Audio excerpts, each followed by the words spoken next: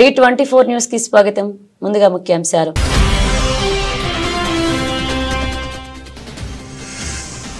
తెలంగాణ శాసనసభలో మాజీ ప్రధాని మన్మోహన్ సింగ్ సంతాప సభ. మన్మోహన్ సింగ్ కి భారతరత్న ప్రదానం చేయాలని తీర్మానం చేస్తున్న సీఎం రేవంత్.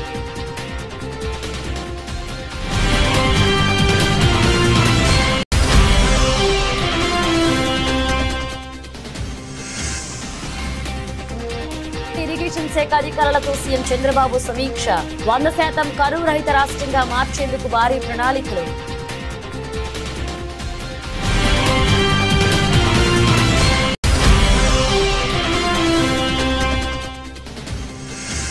అసెంబ్లీలో సంతాప తీర్మానాన్ని ప్రవేశపెట్టిన సీఎం రేవంత్ రెడ్డి. పూర్తి మద్దతు తెలిపిన BRS working president MLA KTR.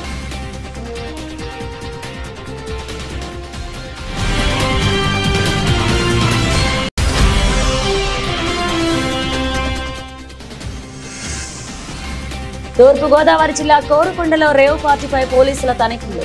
5 మహిళలు 14 మంది పురుషులు అరెస్ట్.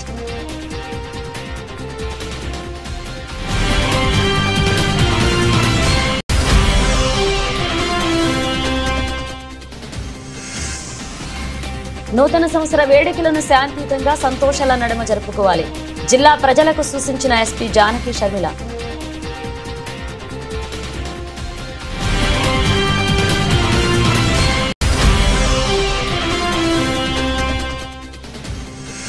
టీడీపీ కూటమి పాలనలో న్యాయవాదులకు రక్షణ లేదు.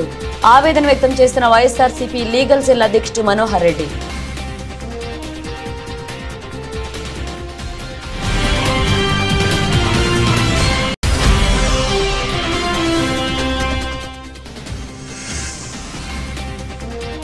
నర్సంపేట మండలంలో జంగాలపల్లి తాండాలో పెద్ద పులి సంచారం. గ్రామస్తులకు హెచ్చరికలు జారీ చేసిన సీఐ రమణమూర్తి.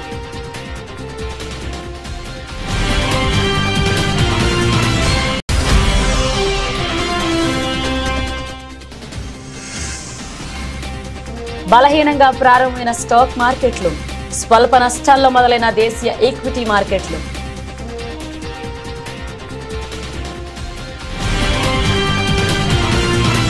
తెలంగాణ శాసనసభ సోమవారం ప్రత్యేకంగా సమావేశమైంది. ఈ నెల 26న కన్నుమూసిన మాజీ ప్రధాని మన్మోహన్ సింగ్ కు సభా సంతాపం తెలిపింది. సభ ప్రారంభం కాగానే సీఎం రేవంత్ రెడ్డి సంతాప తీర్మానం ప్రవేశపెట్టారు. ఈ సందర్భంగా దేశానికి మన్మోహన్ సింగ్ చేసిన సేవలను గుర్తు చేసుకున్నారు. ఆర్థిక సంస్కరణల రూపశిల్పి మన్మోహన్ సింగ్ అని కొనియాడారు. దేశానికి ఆయన విశిష్ట సేవలందించారన్నారు. ఆయనకు భారతరత్న ఇచ్చి గౌరవించాలని అన్నారు రేవంత్. శోకార్తులైన వారి కుటుంబ సభ్యులకు ప్రగాఢ సానుభూతి తెలియజేస్తుంది.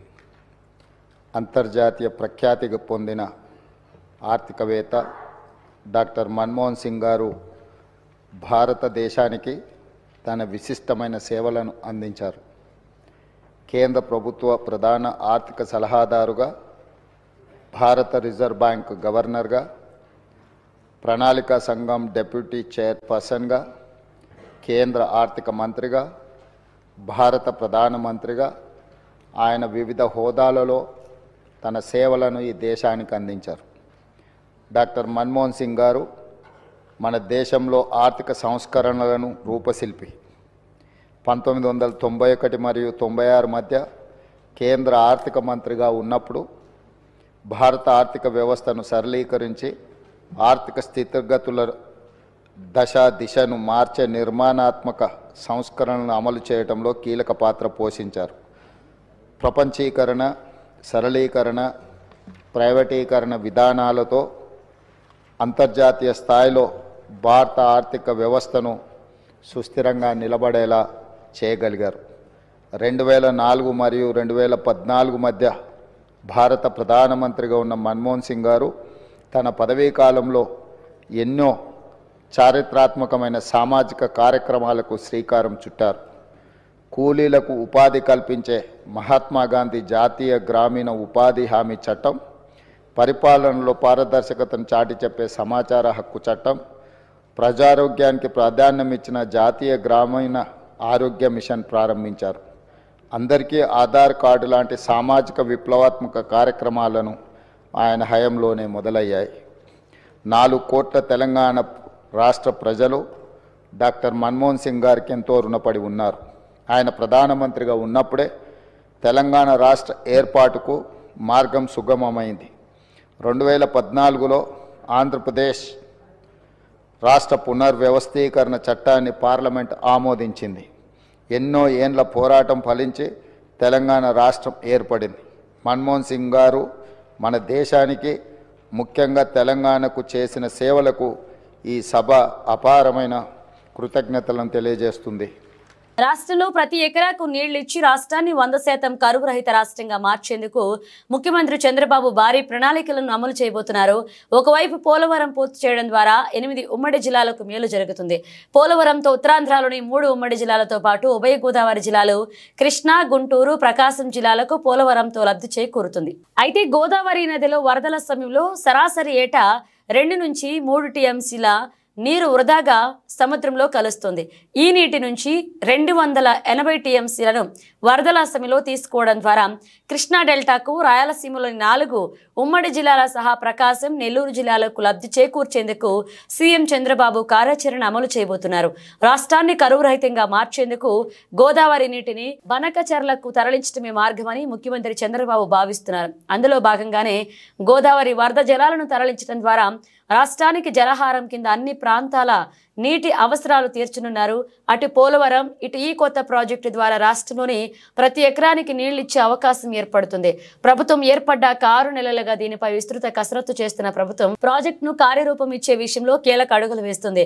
ఉండవల్లిలోని తన నివాసంలో ముఖ్యమంత్రి చంద్రబాబు ఈ ప్రాజెక్టుపై ఈ రోజు ఇరిగేషన్ శాఖ అధికారులతో సమీక్ష నిర్వహించారు.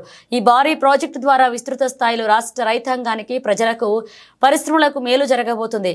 ఈ ప్రాజెక్టు పూర్తి అయితే 80 లక్షల మందికి త్రాగునీరు, 7.5 లక్షల ఎకరాల ఆయకట్టుకు కొత్తగా సాగునీరు అందుతుంది. దీంతో పాటు 22.5 లక్షల ఎకరాల ఆయకట్టును స్థిరీకరించవచ్చు. పరిశ్రమలకు దాదాపు 20 టీఎంసీల నీటిని వినియోగించవచ్చు. ఎగువన ఉన్న ప్రాజెక్టుల కారణంగా కృష్ణానదికి తగిన విధంగా నీటి ప్రవాహాలు రావడం లేదు. మరొక వైపు గోదావరి నదిలో ప్రతి ఏడాది 1000 టీఎంసీల నీరు వృధాగా సముద్రంలో కలుస్తోంది. ఈ నీటిలో కనీసం 280 టీఎంసీల నీటిని వరద సమయంలో వినియోగించుకోవాలనేది ఈ ప్రాజెక్టు లక్ష్యం. దీనికోసం 2-3 రకాల ప్రతిపాదనలు సిద్ధం చేశారు. గోదావరి నీటిని కృష్ణా నదికి తరలిస్తారు. మన్మోహన్ సింగ్ గొప్పతనం, సామర్థ్యం, జ్ఞానాన్ని ముందుగా గుర్తించిన వ్యక్తి తెలంగాణ బిడ్డ పివి నరసింహారావు అని BRS working president MLA KTR అన్నారు. గొప్ప ఆలోచనకు అరుదైన సందర్భం వచ్చినప్పుడు ప్రపంచంలో ఏ శక్తి ఆపలేదని చెప్పారు. మన్మోహన్ సింగ్ హయాంలో తెలంగాణ ఏర్పడిందన్నారు. కేంద్రంలో ఓబీసీ శాఖకు ఏర్పాటు చేయాలని మన్మోహన్ సింగ్ ను కేసీఆర్ కోరారంటూ ఆయన కేటీఆర్ గుర్తు చేశారు. అసెంబ్లీ ప్రత్యేక సమావేశమైంది. మాజీ ప్రధాని మన్మోహన్ సింగ్ సభా సంతాపం తెలిపింది. ఈ సందర్భంగా కేటీఆర్ మాట్లాడుతూ దివంగత మాజీ ప్రధాని మన్మోహన్ సింగ్ కు నివాళులర్పించే సందర్భంగా సీఎం రేవంత్ రెడ్డి ప్రవేశపెట్టిన సంతాప తీర్మానానికి బీఆర్ఎస్ తరపున పూర్తి మద్దతు ఇస్తున్నారు. అలాగే మన తెలంగాణ బిడ్డ, మన తెలుగు బిడ్డ అయిన మాజీ ప్రధాని పివి నరసింహారావు కూడా ఢిల్లీలో మెమోరియల్ ఏర్పాటు చేయాలని తెలంగాణ శాసనసభ ద్వారా తీర్మానం పెడితే మన గౌరవం, మన శాసనసభ గౌరవం పెరుగుతుందంటూ శాసనసభలో దివంగత మాజీ ప్రధాని మన్మోహన్ సింగ్ సంతాప తీర్మానం సందర్భంగా కేటీఆర్ విజ్ఞప్తి చేశారు. అధ్యక్ష, గౌరవనీయులు పెద్దలు, దివంగత ప్రధానమంత్రి మాన్యులు డాక్టర్ మన్మోహన్ సింగ్ గారికి నివాళులర్పించే ఈ సందర్భంగా ముందుగా ముఖ్యమంత్రి గారు ప్రవేశపెట్టిన సంతాప తీర్మానానికి పూర్తిగా మా పార్టీ తరపున మద్దతు తెలియజేస్తూ డాక్టర్ మన్మోహన్ సింగ్ గారికి భారతరత్న ఇవ్వాలి అని ఏదైతే వారు ప్రతిపాదన పెట్టారో దానికి కూడా సంపూర్ణంగా మా మద్దతు ప్రకటిస్తూ తప్పకుండా ఈ భారతరత్న అనే పురస్కారానికి, గౌరవానికి వారు ఖచ్చితంగా అర్హులనే మాటను కూడా మా పార్టీ కూడా సమర్థిస్తూ వారి ప్రతిపాదనను పూర్తి స్థాయిలో ఏకీభావం తెలియజేస్తా ఉన్నాం. అధ్యక్ష, ఇవాళ మన్మోహన్ సింగ్ గారి గురించి మాట్లాడుకునేటప్పుడు తప్పకుండా మన తెలుగు బిడ్డ, మన తెలంగాణ బిడ్డ పివి గురించి కూడా మనం గుర్తు చేసుకోవాలి. అధ్యక్ష, మేము మొన్న మా పార్టీ అధ్యక్షులు పెద్దలు కేసీఆర్ గారి ఆదేశం మేరకు పార్టీ వర్కింగ్ ప్రెసిడెంట్గా నేను, నాతో పాటు మా గౌరవ రాజ్యసభ సభ్యులు అందరం కూడా వారి ఇంటికి పోయాం, నివాళులు అర్పించాం. తెల్లారి అంత్యక్రియల్లో మేము కూడా పాల్గొన్నాం. అధ్యక్ష, మొత్తం అంత్యక్రియలు ముగిసిన తర్వాతనే వారి కుటుంబాన్ని కలిసి పరామర్శించి మా తరపున కూడా సానుభూతిని చెప్పి వచ్చినాం. అధ్యక్ష, కానీ అక్కడ పోయినప్పుడు ఒక మాట మాత్రం కొంత బాధ అనిపించింది. అధ్యక్ష, మన్మోహన్ సింగ్ గారికి మొన్న జరిగిన వారికి గౌరవప్రదమైన వీడ్కోలు ఢిల్లీలో మన తెలంగాణ బిడ్డ పివి గారికి దక్కలేదు అనే బాధ మాత్రం కొంత అనిపించింది. అధ్యక్ష, దయచేసి నేను ముఖ్యమంత్రి గారిని కోరుతా ఉన్నా, ఇది తెలంగాణ శాసనసభ. ఇప్పుడు మీరు అన్నారు తీర్మానం భారతరత్న అన్నారు, సంతోషం. అదే మాదిరిగా విగ్రహం పెడదామన్నారు, తప్పకుండా ప్రభుత్వం ఎక్కడ వారు నిర్ణయిస్తే అక్కడ మేమందరం కూడా వస్తాం అధ్యక్ష, తప్పకుండా అట్లాంటి కార్యక్రమాల్లో కలిసి పాల్గొంటాం. కానీ పివి నరసింహారావు గారికి కూడా ఢిల్లీలో ఒక మెమోరియల్ ఏర్పాటు చేయాలని చెప్పి శాసనసభ తీర్మానిస్తే మన తెలంగాణ బిడ్డ, మన తెలుగు బిడ్డ, మనవాడు పివి గారికి కూడా సముచితమైన గౌరవం కేంద్ర ప్రభుత్వం ఇవ్వాలి అనే ఒక ప్రతిపాదన కూడా మన శాసనసభ నుండి పోతే బాగుంటుంది. ఎందుకంటే ఢిల్లీలో అందరూ ప్రధానమంత్రులకు మెమోరియల్ ఉంది అధ్యక్ష, కానీ ఒక్క పివి గారికి లేదు. అదొక రకంగా మనకు అవమానం, మనకు తీరని లోటు. కాబట్టి ఈ తీర్మానంతో పాటు దాన్ని కూడా జతపరిచి పంపించినట్టయితే తప్పకుండా వారిని కూడా, ఎందుకంటే మన్మోహన్ గారిని రాజకీయాల్లోకి తెచ్చిందే పివి గారు, అట్లాంటి పివి గారికి కూడా ఒక మెమోరియల్ ఏర్పాటు చేయాలని శాసనసభ ఏకగ్రీవ తీర్మానం చేస్తే మన గౌరవం కూడా పెరుగుతుంది, మన సభ గౌరవం కూడా పెరుగుతుంది అనే మాట కూడా తెలియజేస్తూ ముఖ్యమంత్రి గారు పెట్టిన సంతాప తీర్మానానికి సంపూర్ణమైన మద్దతును, ఆ కుటుంబానికి మా ప్రగాఢమైన సానుభూతిని కూడా తెలియజేస్తాం. నూతన సంవత్సర వేడుకలను శాంతియుతంగా సంతోషాల నడుమ జరుపుకోవాలని జిల్లా ఎస్పీ జానకి షర్మిల అన్నారు. నిర్మల్ జిల్లా కేంద్రంలోని ఎస్పీ కార్యాలయంలో మాట్లాడుతూ డిసెంబర్ 31వ తేదీ దృష్ట్యా జిల్లాల్లో పటిష్ట బందోబస్తు ఏర్పాటు చేశామన్నారు. ముఖ్యంగా నిర్మల్, ఖానాపూర్, బాయంసా, ముతోల్తో పాటు కీలకమైన గ్రామీణ ప్రాంతాల్లో స్పెషల్ పార్టీలు ఏర్పాటు చేసినట్లుగా పేర్కొన్నారు. యువత గంజాయి తదితర మత్తు పదార్థాలు ఉపయోగిస్తే కఠిన చర్యలు తీసుకుంటామని హెచ్చరించారు. సంవత్సరం సందర్భంగా నిర్మల్లో పటిష్టమైన బందోబస్తు చేపట్టడం జరిగింది. నిర్మల్ పట్టణం, బైన్సా, ఖానాపూర్ ఈ 3 ఏరియాస్లో, ఇంకా ముదోల్ ఈ టౌన్స్ అండ్ విలేజెస్ లో కూడా ఎక్కడైనా కూడా నిబంధనలు అతిక్రమించకుండా న్యూ ఇయర్ సంతోషంగా జరుపుకోండి. తర్వాత ఈ బాణ సంచాలు కాల్చడము, తర్వాత రోడ్ల మీద బైకులు పార్కింగ్ చేసి విన్యాసాలు చేయడము, తర్వాత హై సౌండ్ తోటి పక్క వాళ్ళకి ఇబ్బంది కలిగించడం, ఇట్లాంటివి చేయకుండా ఎవరికి ఇబ్బంది లేకుండా మీరందరూ కూడా ప్రశాంతంగా న్యూ ఇయర్ జరుపుకోవాలని కోరుకుంటున్నా. ఏ రకమైన నిబంధనలు ఏ రకమైన అతిక్రమించినా కూడా పోలీసులు చర్యలు తీసుకోవడం జరుగుతుంది. ఎందుకంటే టోటల్ బందోబస్తు చేపట్టాము. ప్రతి దగ్గర కూడా స్పెషల్ పార్టీస్, తర్వాత ఈ క్యూఆర్టీలు కూడా అరేంజ్ చేయడం జరిగింది. అన్ని చోట్ల కూడా కఠినమైన చర్యలు తీసుకోవడం జరుగుతుంది. సో ఈ న్యూ ఇయర్ లో మీ అందరికీ చెప్పేది ఏంటంటే నిబంధనలు పాటిస్తూ సంతోషంగా జరుపుకోండి నిర్మల్ ప్రజలకు అందరికీ. Thank you. ప్రశాంతంగా ఉన్న మచిలీపట్నంలో 2 రోజుల క్రితం మైనర్ బాలికపై గ్యాంగ్ రేప్ జరగడంపై మంత్రి కొల్లు రవీంద్ర విచారం వ్యక్తం చేశారు. ఇటువంటి ఘటనలు పునరావృతం కాకుండా నగరంలో నిఘా వ్యవస్థను పటిష్టం చేస్తామన్నారు. మహిళలు, బాలికలపై దాడులు, అత్యాచారాలకు పాల్పడే వారిని ఉపేక్షించమన్నారు. ఈ కేసులో 4 నిందితులను ఇప్పటికే పోలీసులు అరెస్ట్ చేశారన్నారు. నిందితులకు కఠినంగా శిక్ష పడేలా చూస్తామన్నారు. మచిలీపట్నం కాసానిగూడెంలో నిన్న సాయంత్రం ఒక దురదృష్టకరమైనటువంటి సంఘటన జరిగింది. మరి స్థానికంగా అక్కడ వాచ్మెన్గా పనిచేస్తున్నటువంటి వ్యక్తి కుమార్తె తన తండ్రి దగ్గర నుంచి స్కూల్ నుంచి వచ్చిన తర్వాత తన తండ్రి దగ్గరికి వెళ్ళి తండ్రి దగ్గర నుంచి ఇంటికి వెళ్తున్నటువంటి సమయంలో మరి బలవంతంగా ఆ బిడ్డని 13 సంవత్సరాల 8th క్లాస్ చదువుకుంటున్నటువంటి ఆడబిడ్డని బలవంతంగా బండెక్కించుకుని నిర్మానుషమైనటువంటి ప్రాంతంలో, అక్కడ పంపుల చెరువు దగ్గరలో నిర్మానుషమైనటువంటి ప్రాంతంలో 4 వ్యక్తులు, మొహమ్మద్ తాలేహా సన్ ఆఫ్ గఫార్, సాదం బాల శంకర్ సాయి, తండ్రి పేరు లేట్ రవి, అలాగే Ramani Ashok son of Nagababu, Vemula Venkata Pavan son of Veeranjaneyudu. వీళ్ళంతా 19-20 సంవత్సరాల వయసుతో ఉన్నటువంటి మరి వాళ్ళు ఆ పాపని బలవంతంగా అక్కడి నుంచి తీసుకెళ్ళి పాడు చేయటం జరిగింది. నిజంగా ఇది చాలా దురదృష్టకరం. మరి అక్కడి నుంచి పాప భయపడి పారిపోయి రావడం, ఇంటికి వెళ్ళి తల్లికి చెప్పడం, వెంటనే వాళ్ళు పోలీసులు తెలియజేయటం, పోలీసులు వెంటనే అర్ధరాత్రి వాళ్ళందరినీ కూడా మరి ఎక్కడెక్కడున్నా కూడా అదుపులో తీసుకుని పూర్తి సమాచారంతో ఈరోజు మరి విలేకరుల ముందు కూడా పెట్టడం కూడా జరిగింది. రిమాండ్కి పంపించడం జరిగింది. ఇది చాలా దురదృష్టకరం. మరి ప్రశాంతంగా ఉండే మచిలీపట్నంలో ఇలాంటి సంఘటనలు మరి జరుగుతున్నాయంటే చాలా బాధ కలుగుతుంది. దీన్ని చాలా సీరియస్గా తీసుకుంటుంది గౌరవ ముఖ్యమంత్రి గారు కూడా.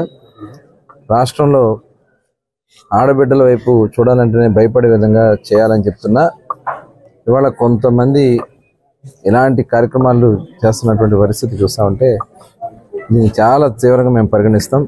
ఎట్టి పరిస్థితుల్లో కూడా వాళ్ళని వదిలే సమస్య లేదు. వరంగల్ జిల్లా నరసంపేట మండలంలోని జంగాలపల్లె తాండాలో పెద్ద పులి సంచారాన్ని అటవీశాఖ అధికారులు గుర్తించారు. గత 3 రోజులుగా నల్లబిల్లి మండలంలో పెద్ద పులి సంచరిస్తుంది. తాజాగా పులి ఆనవాళ్లు నరసంపేట మండలంలో అధికారులు గుర్తించడం చర్చనీయాంశంగా మారింది.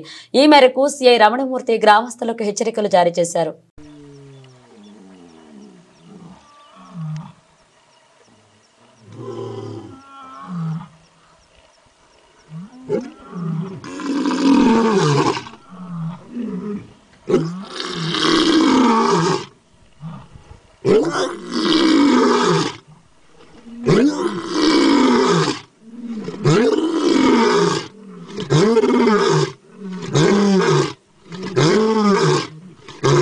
కాకినాడలో జనసేన పార్టీ ఎమ్మెల్యే ఓ దళిత ప్రొఫెసర్ను కొడితే కనీసం పవన్ కళ్యాణ్ స్పందించలేదు. కానీ ఇప్పుడు కడప జిల్లా గాలివీడు మండల పరిషత్ సమావేశంలో టీడీపీ వాళ్లు పథకం ప్రకారం చేస్తున్న గలాటాలో కింద పడిన ఎంపీడీఓను పరామర్శించేందుకు వచ్చారు అని రాజంపేట ఎంపీ పెద్ది మిథున్ రెడ్డి విమర్శించారు.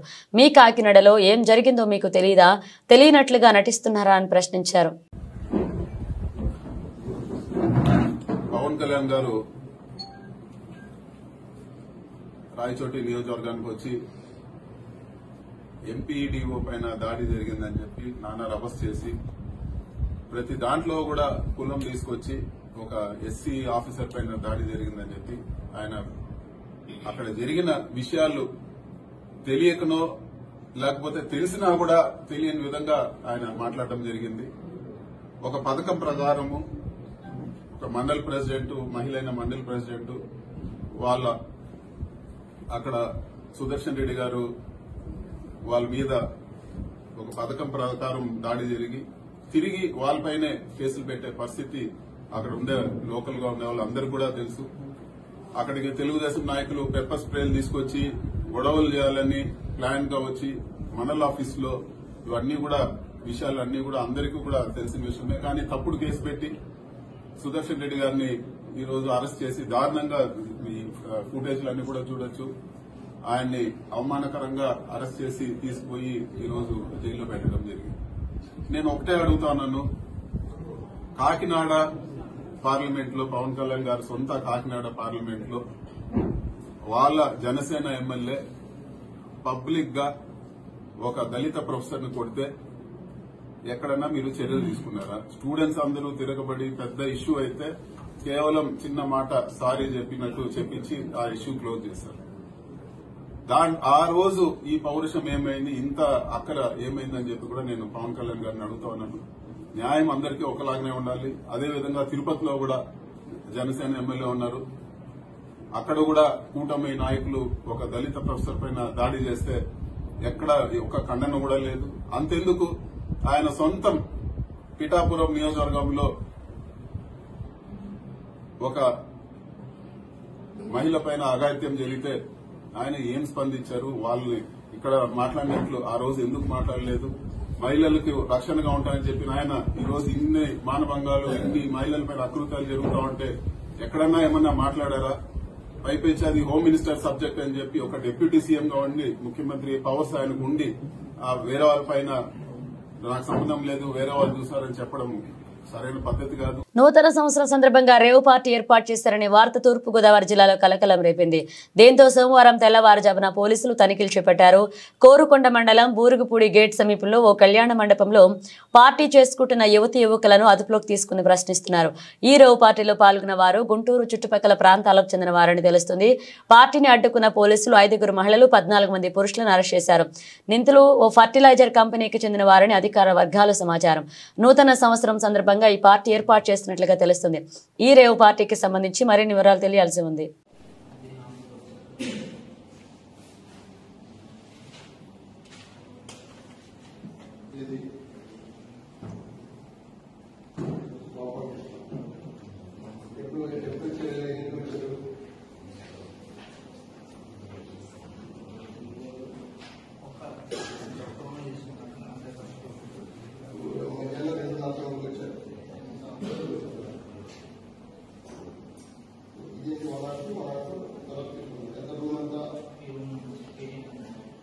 దీనికంతా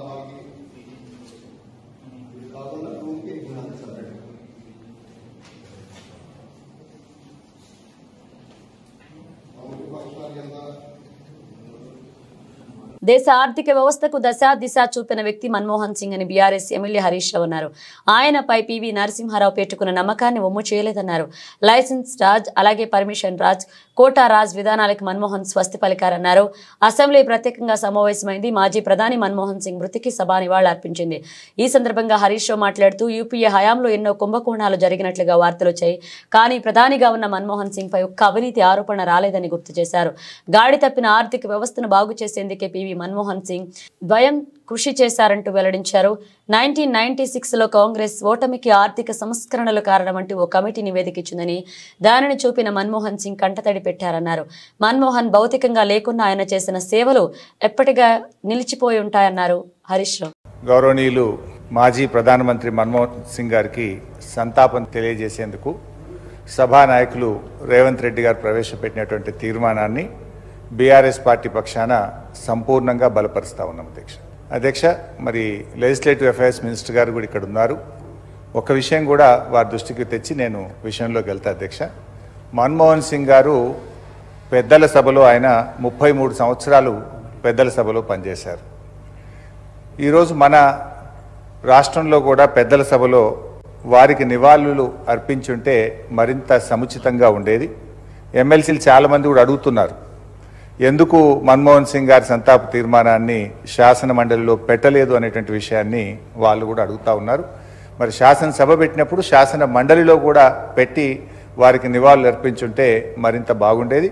దాన్ని వారు గమనంలో తీసుకుంటారని చెప్పి భావిస్తున్నాను. రాష్ట్రంలో ఎన్నో ఘోరాలు జరుగుతుంటే పట్టించుకునే డిప్యూటీ సీఎం పవన్ కళ్యాణ్ దురుద్దేశంతోనే రాయలసీమలో యువతను రెచ్చగొట్టేందుకే గాలివీడు వచ్చారంటూ వైఎస్ఆర్సీపీ లీగల్ సెల్ అధ్యక్షుడు ఎం మనోహర్ రెడ్డి ఆక్షేపించారు. టీడీపీ కూటమి ప్రభుత్వంలో చివరకు న్యాయవాదులకు కూడా రక్షణ లేకుండా పోయిందన్నారు. అన్నమయ్య జిల్లా గాలివీడులో జరిగిన ఘటనపై సమగ్ర దర్యాప్తు చేయాలని డిమాండ్ చేశారు. రాష్ట్ర వ్యాప్తంగా వైఎస్ఆర్సీపీ ఇచ్చిన పిలుపు మేరకు కరెంటు ఛార్జీలు దాదాపు 15,000 కోట్ల పైన ప్రజలపైన భారం మోపారని, ఆ భారాన్ని తగ్గించాలని చెప్పి రాష్ట్ర వ్యాప్తంగా వైఎస్ఆర్సీపీ పిలుపునిచ్చిన సంగతి అందరికీ తెలిసిందే. ఈ సందర్భంగా రాయచోట్లో కూడా పెద్ద ఎత్తున నిరసన కార్యక్రమం జరిగింది. నిరసన కార్యక్రమంలో మాజీ జెడ్పీపీ, తర్వాత మాజీ ఎంపీపీ, అలాగే డైరెక్టర్ ఆఫ్ ప్రాసిక్యూషన్గా పనిచేసినటువంటి న్యాయవాది జల్లా సుదర్శన్ రెడ్డి కూడా ఇందులో యాక్టివ్గా పాల్గొనడం జరిగింది. రాయచోట్లో నిరసన కార్యక్రమం జరిగిన వెంటనే తన స్వగ్రామానికి వెళ్తూ గాలివీడు ఎంపీపీ ఆఫీస్ దగ్గరికి చేరుకోవడం జరిగింది. అయితే ఇది ముందే పసిగట్టినటువంటి తెలుగుదేశం పార్టీ శ్రేణులు, ఎందుకంటే రాష్ట్ర వ్యాప్తంగా ఒక దుష్ట సాంప్రదాయాన్ని నెలకొల్పిన విషయం గతంలో మనం చూసాం. ఈ రాష్ట్రంలో మున్సిపల్ కార్పొరేషన్స్లో కానీ, మున్సిపాలిటీల్లో కానీ, లేకపోతే సర్పంచులు కానీ, మండల పరిషత్తులు కానీ, జెడ్పీటీసీలు కానీ ఎక్కువ మంది, దాదాపు 90% మంది అధికార పార్టీకి చెందిన వారనే విషయం అందరికీ తెలుసు. కూటమి ప్రభుత్వం అధికారంలోకి వచ్చిన తర్వాత రాష్ట్ర వ్యాప్తంగా ఈ సమావేశాలను రసావస చేయడానికి, అదేవిధంగా తెలుగుదేశం వాళ్ళు అక్రమంగా ఎలాంటి అర్హత లేనప్పటికీ ఆ సభల్లో పాల్గొనడానికి వచ్చే ఆ సమావేశాలను జరగనీయకుండా చూస్తున్న విషయం రాష్ట్ర వ్యాప్తంగా మనకు తెలుసు. కడపలో కూడా 2 సార్లు జరిగింది మున్సిపల్ కార్పొరేషన్ సమావేశం లేకి. అక్కడ లోకల్ ఎమ్మెల్యే ఆ సమావేశం జరగనీయకుండా బయట వ్యక్తులను లోపలికి తెచ్చి పోలీస్ బందోబస్తుతో నానా అల్లరి చేసి వైసీపీ కార్పొరేటర్ల పైన, మేయర్ పైన దాడి చేసి అక్కడ సమావేశాలు జరగకుండా చేయడం కూడా మనం చూసాం. ఈ సందర్భంగానే గాలివీడు మండలంలో ఉన్న ప్రజా సమస్యలపైన కూడా ఎంపీపీ కార్యాలయం కూడా తెరవకూడదని చెప్పి సుదర్శన్ రెడ్డి వాళ్ళ అమ్మ అక్కడ ఎంపీపీగా ఒక మహిళ ఉంది. ఆమె వృద్ధురాలు. ఆమె ఇంద్రకీలాద్రిపై కొలువైన జగన్మాత దుర్గమ్మకు పల్నాడు జిల్లా వినుకొండకు చెందిన దాత ఎంవి ఫణీంద్ర 3 కిలోల బరువున్న ముడి వెండి దిమ్మెలను బహుకరించారు. దేవస్థాన ఈవో రామారావును కలిసి వాటిని అందించారు. సిబ్బంది దాత కుటుంబానికి ఆలయ మర్యాదలతో అమ్మవారి దర్శనం చేయించారు. వేద పండితులు వారికి ఆశీర్వచనం చేశారు. దేవస్థాన టెంపుల్ ఇన్స్పెక్టర్ వారికి విరాళ రసీదుతో పాటు అమ్మవారి చిత్రపటం, శేష వస్త్రాలు, ప్రసాదాలు అందజేశారు. శ్రీ దుర్గామల్లేశ్వర స్వామివార్ల దేవస్థానం నిత్యాన్నదాన పథకానికి మదనపల్లికి చెందిన దాత వి మురళీధర్ 1 లక్ష విరాళాన్ని అందజేశారు. విరాళంతో పాటు 1009 గ్రాముల బరువైన 2 వెండి దిమ్మెలను విరాళంగా ఇచ్చారు. దాతా కుటుంబానికి దేవస్థాన అధికారులు ఆలయ మర్యాదలతో అమ్మవారి దర్శనం చేయించారు. ఈవో రామారావు వారికి విరాళ రసీదుతో పాటు అమ్మవారి చిత్రపటం, ప్రసాదాలు అందజేశారు.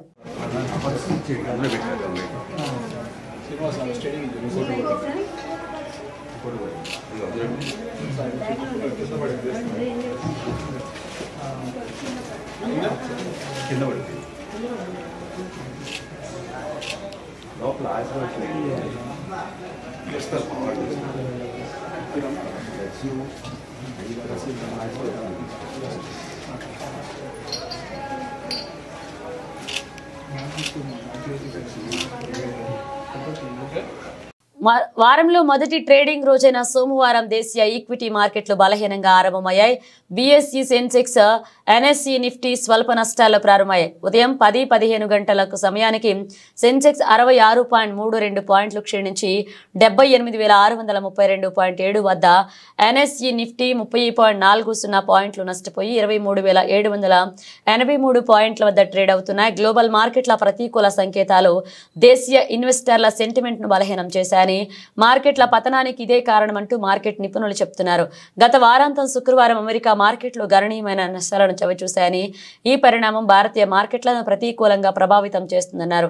మరొక వైపు ఏడాది ముగింపు సమయం కావడంతో విదేశీ సంస్థాగత పెట్టుబడులు తగ్గడం కూడా ఒక కారణంగా విశ్లేషిస్తున్నారు. కాగా నిఫ్టీపై ట్రెండ్, అలాగే బజాజ్ ఆటో, విప్రో, మారుతి, మహీంద్రా కంపెనీల షేర్లు 1% పైగా నష్టాల్లో కొనసాగుతున్నాయి. Adani enterprises, Apollo hospital, Shriram finance, Adani ports, sun pharma కంపెనీల షేర్లు లాభాల్లో ట్రేడ్ అవుతున్నాయి.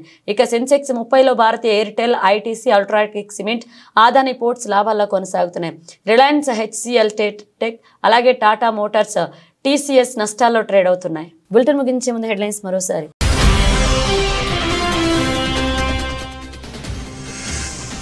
తెలంగాణ శాసనసభలో మాజీ ప్రధాని మన్మోహన్ సింగ్ సంతాప సభ.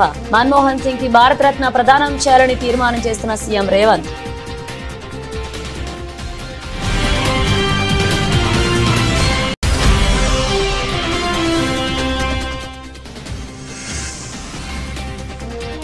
ఇరిగేషన్ శాఖ అధికారులతో సీఎం చంద్రబాబు సమీక్ష. 100% కరువు రహిత రాష్ట్రంగా మార్చేందుకు భారీ ప్రణాళికలు.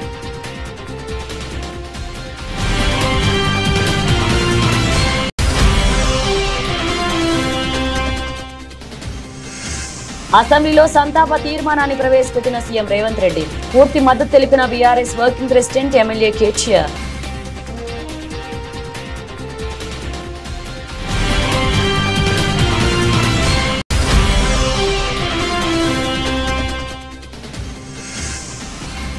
తూర్పుగోదావరి జిల్లా కోరుకొండలో రేవ్ పార్టీపై పోలీసుల తనిఖీలు. 5 మహిళలు, 14 మంది పురుషులు అరెస్ట్.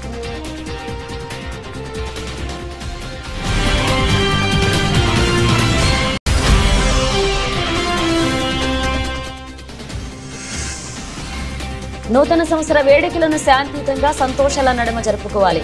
జిల్లా ప్రజలకు సూచించిన ఎస్పీ జానకి షర్మిల.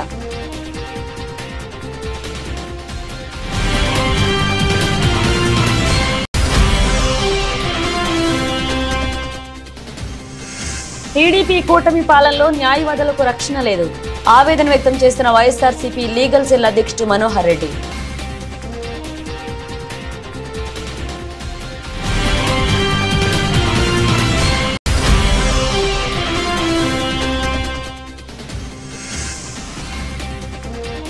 నర్సంపేట మండలంలో జంగాలపల్లి తాండాలో పెద్ద పులి సంచారం.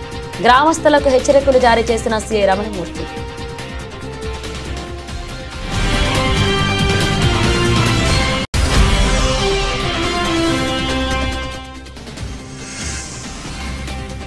బలహీనంగా ప్రారంభమైన స్టాక్ మార్కెట్లు, స్వల్ప నష్టాల్లో మొదలైన దేశీయ ఈక్విటీ మార్కెట్లు.